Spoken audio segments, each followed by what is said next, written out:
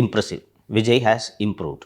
First இந்த cinema தன்மை போய்விட்டது என்று நான் புரிந்து கொள்கிறேன், வரவேற்கிறேன். ஒவ்வொருத்தருக்கும் ஒரு ஸ்டைல் என்று வைத்துக்கொண்டாலும் அரசியல் பிரச்சாரத்துக்கு வரும்போது இந்த சினிமாவில் வில்லனை பார்த்து பேசுகிற பஞ்ச் டயலாகுகள் உங்கள் ரசிகர்களுக்கு ஓப்பானதாக இருக்கலாம். என்னை போல் ஒரு வாக்காளனுக்கு இவர் என்னப்பா சினிமா மாதிரியே பேசுகிறார் என்று தான் தோன்றும். அதெல்லாம் விட்டுட்டு இஷ்யூவை பேச ஆரம்பிச்சிட்டார் அப்படின்றதுல எனக்கு உள்ளபடியே மகிழ்ச்சி.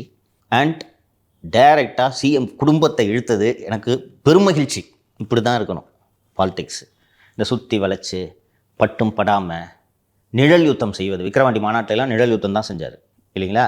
அதுக்கு பிறகு நடந்த நிகழ்ச்சி SRMC சென்டர்னு நினைக்கிறேன். அங்கே நடந்த நிகழ்ச்சியிலையும் நிழல் யுத்தம் தான்.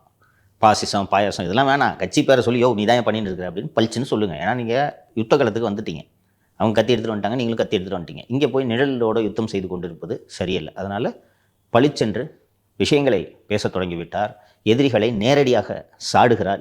இதைத்தான் நான் விஜய் அவர்களிடம் எதிர்பார்க்கிறேன். சினிமா தன்மை அவருடைய உரைகளில் குறைந்திருக்கிறது.